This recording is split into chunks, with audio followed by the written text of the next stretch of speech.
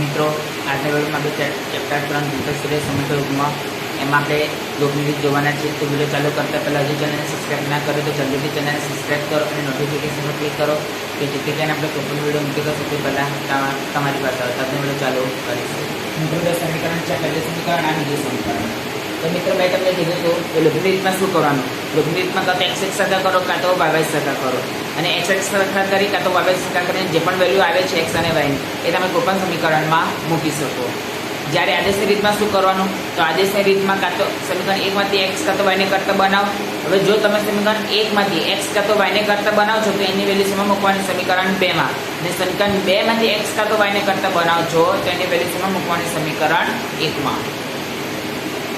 તો આપણે લખીશું કે 3x વત્તા 4y બરાબર 0, x માઇનસ 5y બરાબર 19.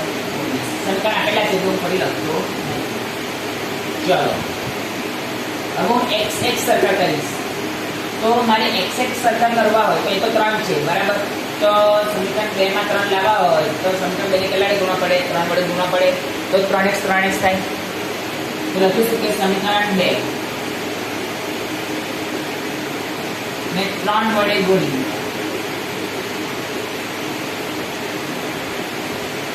સમીકરણ 1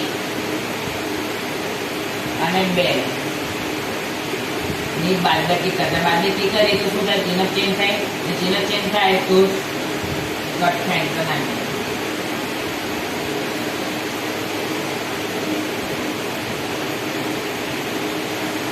ચલો, એટલે 3x વત્તા 4y બરાબર 0. હવે સમીકરણ 2 ને કેટલા વડે ગુણવાના છે, 3 વડે. 3x માઇનસ 15y બરાબર 57. બાદબાકી કરવાનું છે, ચિહ્ન બદલવા પડે. જ્યાં પ્લસ હોય ત્યાં શું, જ્યાં માઇનસ, અને જ્યાં માઇનસ હોય ત્યાં પ્લસ. અહીં પ્લસ એટલે માઇનસ, અહીં પ્લસ અહીં માઇનસ. ચલો ઉડી ગયા. પ્લસ 4y પ્લસ 15y એટલે 19y બરાબર માઇનસ 57. હંમેશા બદલ્યા ચિહ્ન ધ્યાનમાં લેવાના, ખાસ યાદ રાખજો.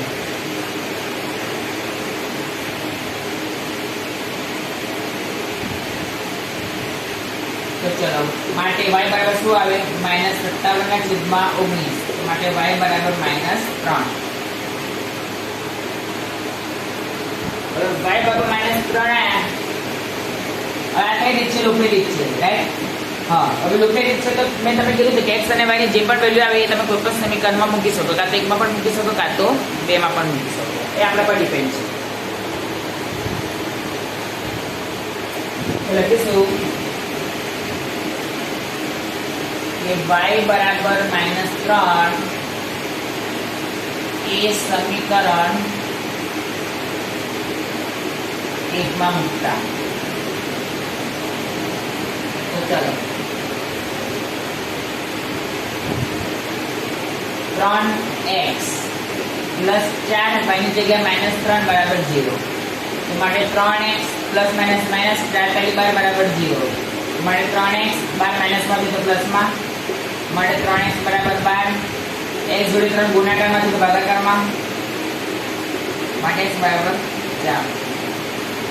આમ આપેલ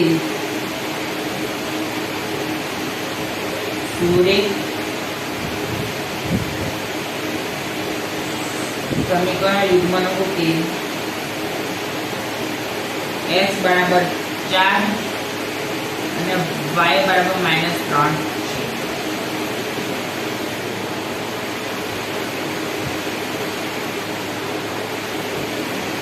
મિત્રો આજના વિડીયોમાં આટલું જ. ચાલો ફરી નવા વિડીયો સાથે